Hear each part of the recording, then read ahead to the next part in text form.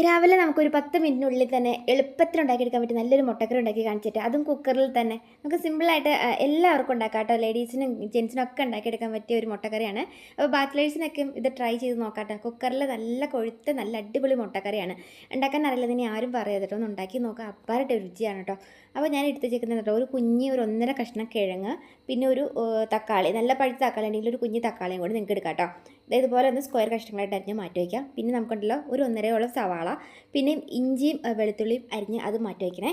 ഇനി നമുക്കുണ്ടല്ലോ കുക്കറിലേക്ക് ഇട്ട് വേവിക്കാം കേട്ടോ. അപ്പോൾ കുക്കറിലേക്ക് ഞാൻ ഫസ്റ്റിൽ തന്നെ കുറച്ച് വെളിച്ചെണ്ണ എടുത്ത് വെച്ചിട്ടുണ്ട്.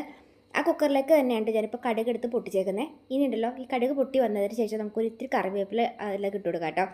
കറിവേപ്പില ഇട്ട് കൊടുത്തതിന് ശേഷം നമുക്ക് ഈ ഒരു സവാളയും ഇഞ്ചി വെളുത്തുള്ളിയും കൂടി ഇത് മൂന്നും കൂടിയിട്ട് നമുക്ക് ആ എണ്ണയിലേക്ക് ഇട്ട് കൊടുത്തിട്ട് ചെറുതായിട്ടൊന്ന് വഴറ്റി കൊടുക്കാം കേട്ടോ. ഒരു കുഞ്ഞിതായിട്ടൊന്ന് ബ്രൗൺ കളറിൽ വരുന്ന രീതിയിലൊന്ന് ജസ്റ്റ് ഒന്ന് ഇളക്കി കൊടുക്കാം കേട്ടോ.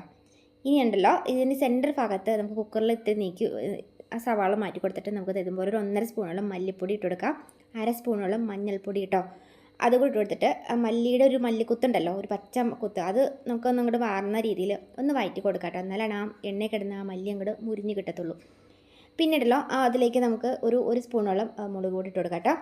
ഇനി അതിലേക്ക് ഗ്രാമ്പും ഏലക്കയും പട്ടാൻ പൊടിച്ചിട്ടുണ്ടല്ലോ, കടയിൽ നിന്നൊക്കെ വാങ്ങുന്ന ഗരം മസാലപ്പൊടി ആണെങ്കിലും അതിന് ചിക്കൻ മസാലയുടെ പൊടി ഉണ്ടല്ലോ പാക്കറ്റ്, അതാണെങ്കിലും കുഴപ്പമില്ല കേട്ടോ. നിങ്ങൾക്കത് ഒരു സ്പൂണും കൂടെ ഇട്ടിട്ട് ഇതുപോലെ ഒന്ന് വഴറ്റി കൊടുക്കാം കേട്ടോ.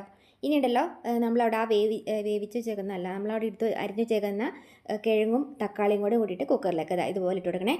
ഇനി ഉണ്ടല്ലോ ഈ കിഴങ്ങും തക്കാളിയും നമ്മൾ ഈ വെച്ചേക്കുന്ന മസാല ഉണ്ടല്ലോ അതിലേക്ക് ഇട്ടിട്ട് തന്നെ ഒന്ന് വഴറ്റി കൊടുക്കാം കേട്ടോ. ആ ഒരു മസാലയുടെ ഒക്കെ കുത്തൊക്കെ നല്ല രീതിയിൽ അങ്ങോട്ട് പിടിച്ച് കിട്ടാനായിട്ട് അതുപോലെ ഇളക്കി കൊടുത്തിട്ട് ഇതിലേക്ക് നമുക്ക് വെള്ളം എടുത്ത് വയ്ക്കാം കേട്ടോ. ഒരു ഏകദേശം ഒരു 1.5 ഗ്ലാസോളം വെള്ളമാണ് ഞാൻ ഇപ്പോൾ എടുത്ത് ഒഴിച്ചേക്കുന്നത്. ഇനി ആവശ്യത്തിന് ഉപ്പിട്ട് കൊടുക്കണം കേട്ടോ. ഇനി ഇതുപോലെ ഉപ്പും കൂടി ഇട്ടെടുത്തിട്ട് കൂട്ടി ഇളക്കി മിക്സ് ചെയ്ത് കൊടുത്തതിന് ശേഷം നമുക്ക് കിഴങ്ങും തക്കാളിയൊക്കെ നിങ്ങളുടെ കുക്കറിൽ എത്ര വിസിലാണ് വെന്ത് കിട്ടണമെന്ന് വെച്ചിട്ടുണ്ടെങ്കിൽ ആ ഒരു രീതിയിലൊന്ന് മൂടി വെച്ചിട്ട് ഞാനിപ്പം നമ്മുടെ ഈ ഒരു കുക്കറിൽ 3 വിസിലടിക്കുമ്പോഴത്തേക്കും ഏകദേശം ഓക്കെ ആവും. കിഴങ്ങ് ഓക്കെ ആവും, അല്ലെങ്കിൽ കിഴങ്ങ് ഒരുപാട് അങ്ങോട്ട് വെന്ത് കുഴഞ്ഞു പോവും. കുഴഞ്ഞ് കിട്ടണം നമുക്ക്. നിങ്ങളിപ്പോൾ ഇപ്പോൾ എത്ര അടിച്ചാലും കുഴപ്പമില്ല കേട്ടോ, നമുക്കൊന്ന് വെന്ത് ഉടഞ്ഞ് കിട്ടാണ്ട്. അപ്പോൾ ഞാനിപ്പോൾ ഒരു 3-4 വിസിലടിച്ചപ്പോൾ അങ്ങ് ഓഫ് ചെയ്തിട്ടോ.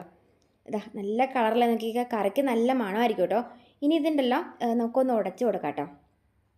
ഞാനിപ്പോൾ ഒരു തവിയുടെ ഇതുപോലെ ഇത് വെച്ചിട്ട് തന്നെ ഉടച്ച് കൊടുക്കുന്നുണ്ട് കേട്ടോ. അപ്പോൾ നിങ്ങൾക്ക് തവി എന്തെങ്കിലും വെച്ചിട്ട് ജസ്റ്റ് ഇതുപോലെ ഒന്ന് ഉടച്ച് ഒന്ന് ഗ്രേവി ആക്കി എടുക്കാം. എല്ലാ കിഴങ്ങുകളും കൂട്ടി ഇളക്കി ഇങ്ങോട്ട് അരച്ച് കുഴച്ചെടുക്കാൻ നിൽക്കട്ടെ. ജസ്റ്റ് ഒന്ന് ചെറുതായിട്ടൊക്കെ നമുക്കൊന്ന് കടിക്കാൻ കിട്ടുന്ന രീതിയിൽ കിഴങ്ങ് കേട്ടോ ഇതുപോലെ ഒന്ന് ആക്കിയെടുക്കാം കേട്ടോ. ഇനി ഉണ്ടല്ലോ കണ്ടില്ലേ നല്ല കൊഴുപ്പുണ്ടല്ലോ. നമ്മൾ ഹോട്ടലിൽ നിന്നൊക്കെ മുട്ടക്കറി ഇടയൊക്കെ ആ ഒരു രുചിയുണ്ട് ഇതിന്.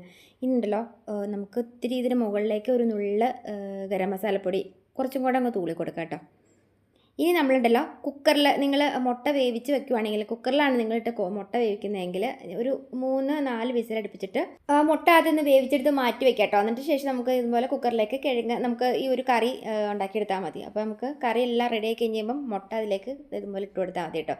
നല്ല കുറുകിയ അടിപൊളി കിഴങ്ങറി നിങ്ങൾക്ക് കിഴങ്ങറി ഇങ്ങനെ ഉണ്ടാക്കിയെടുക്കാം. മുട്ട ഇട്ടില്ലാന്ന് വെച്ചാൽ കിഴങ്ങറി ഇതുപോലെ എടുക്കാം കേട്ടോ. അപ്പോൾ നമുക്ക് രാവിലെ തന്നെ കുട്ടികൾക്ക് ചോറിനും കൊടുത്തുവിടാനായിട്ട് നല്ലൊരു കിഴങ്ങ് കറി കൂടി ആയിരിക്കും. അപ്പോൾ ഉണ്ടാക്കി നോക്കട്ടെ, നല്ല ടേസ്റ്റാണ്. അപ്പോൾ നല്ല വെള്ളപ്പത്തിൻ്റെ ഒപ്പം കൂട്ടത്തിലും പുട്ടിൻ്റെ ഒപ്പം ഒക്കെ കഴിക്കാനായിട്ട് നല്ലൊരു കറിയാണ് കേട്ടോ. ഉണ്ടാക്കി നോക്ക്. ഇതുപോലുള്ള കുഞ്ഞു ടിപ്സിനൊക്കെ ആയിട്ട് നമ്മുടെ പേജ് ഫോളോ ചെയ്തവരാണെങ്കിൽ ഒന്ന് ഫോളോ കൂടി ചെയ്തിരിക്കാൻ മറക്കല്ലേ. നിങ്ങൾക്ക് വീഡിയോ ഇഷ്ടപ്പെട്ടു എന്നുണ്ടെങ്കിൽ എല്ലാവരും അറിയില്ലാക്കിയിട്ട് ഒന്ന് ഷെയർ കൂടി ചെയ്യാൻ മറക്കല്ലേ കേട്ടോ.